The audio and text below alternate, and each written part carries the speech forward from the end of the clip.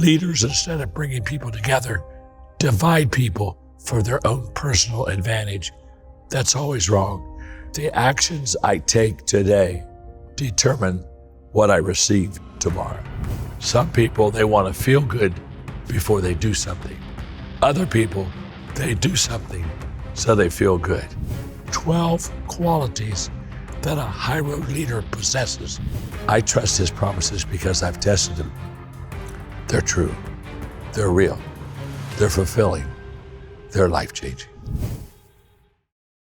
Am privilegiul astăzi de a fi față în față cu John Maxwell, care este părintele leadership-ului mondial, autor a peste 90 de cărți vândute în milioane de exemplare. You changed my life and direction 10 years ago. Thank you so much, Mr. John Maxwell, and welcome to the iTHINK show. It's my pleasure. Thanks for having me today. We are on a national station, Antenna 3 CNN. This show wouldn't exist without your inspiration from your books. In a hostile, unfriendly world, you often start your speeches with, "Hi, my name is John, and I'm your friend." Why do you do that? Because my name is John, and I'm their friend. I try, whenever I begin to speak, to connect with the people. A communicator finds common ground very quickly. I don't want to be above the people. I don't want them to look up to me. I want them to know that I care for them, I value them, and I really am there to help them. So I just find that simple introduction kind of breaks the ice, and people, they feel comfortable with me. And if they feel comfortable with me, then I'll be able to communicate well with them. You give advice to some of the most important people on the planet, such as presidents and major business owners. Where do you start when you want to lead your own life well? Well, the best advice I ever received was from my father. When I graduated from college, we had dinner, and I asked him, "What advice do you have as I start off in my life and career?" And he said 3 things. He said, "Every day, John, value people, believe in people, and unconditionally love people." And that's what I've done. I was 22 at that time. For 55 years, I value people, believe in people, and unconditionally love them. I find that if you do that, if you look at them through the best of eyes, they respond so much more positively to you. When I write a book, I value people, believe in people, unconditionally love them. When I speak, I value people, believe in people, unconditionally love them. And you receive this back? Oh, of course, of course. We receive in accordance to how we give. You said most people don't lead their life. They accept their life. What should be done about this? The reason we accept our life instead of lead it is because we lack intentionality in our life. Good intentions are overrated words. They don't change anybody's life. Good intentions, what I would like to do, has to turn into intentions. This is what I do. And the moment that we live an intentional life, then we begin to be fulfilled, because the intentional life requires action in it. Is life unfair?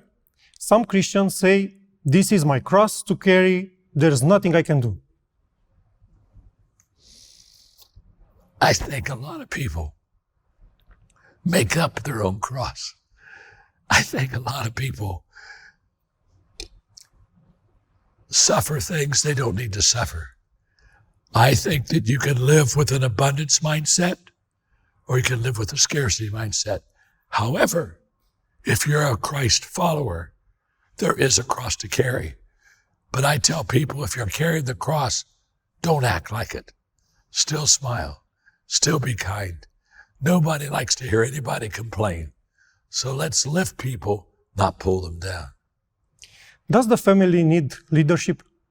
The family desperately needs leadership. Everybody needs leadership. That's why I teach leadership, because when leadership is good, good things happen. When leadership's not good, bad things happen. What does it mean to be a good leader in the family? Love your family as Christ loves the church. If you do that, everything's okay. And who should be the leader? The person who's the best leader. I do not think it's a gender issue at all, male, female. In fact, I think there are times when a child has maybe a better leadership opportunity than even a parent. So I always say, the person who leads best in that area, let him lead. What is the best thing you have learned from your family? To love them unconditionally, to always believe in them and value them, the advice my dad gave to me. What is the main source of conflicts in the family or in relationship? Well, usually the main source of conflict in the family is money. How do you spend it? What you're going to spend it on? Usually that's the number one conflict. The world has become extremely divided. Can you list the element that can bring people together? Yes, I can. I wrote a book about it, and it's in Romanian language. It's called High Road Leadership, bringing people together in a world that divides. And I wrote that book because you're exactly right. Leaders, instead of bringing people together, divide people for their own personal advantage. That's always wrong. That book, High Road Leadership, has 12 qualities that a high road leader possesses. It's a picture of what a high road leader should look like. And I hope everybody in Romania gets that book. Who do you think are the top 3 leaders who had influenced humanity? Mother Teresa, who led by influence of serving people. I think Nelson Mandela, who was forgiving as he came out of apartheid and literally brought a country together, a nation together. That's a high road leader. And then Abraham Lincoln. He was the greatest leader as far as a president in America because he did the same thing. He brought the nation back together. What do they have in common? They valued people, and they put the people above their own personal agenda or cause. You said, and I quote, "You will never change your life until you change something you do daily." What is that daily habit that significantly changes life? Well, I wrote a book called Today Matters. And the book basically says that the actions I take today determine what I receive tomorrow. And it's all about the importance of today.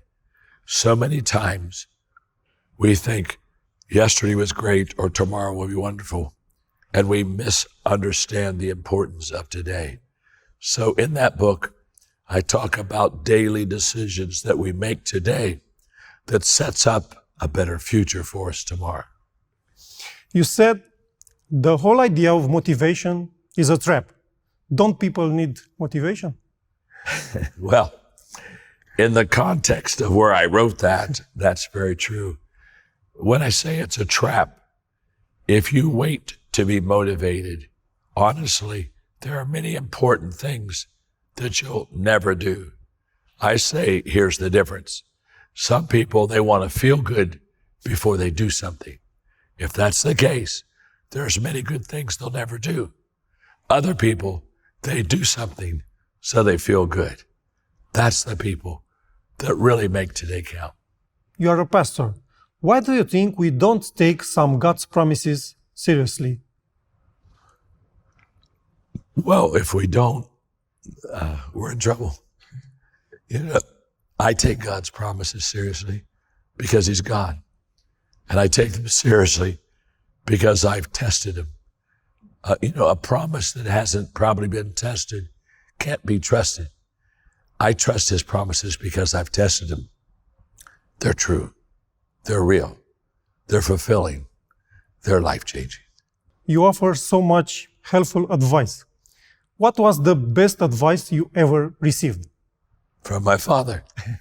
Value people, believe in people, unconditionally love people. If we would all live our lives like that, the world would be a better world. Thank you so much, Mr. John Maxwell. It's my joy. Thank you for having me. Blessings.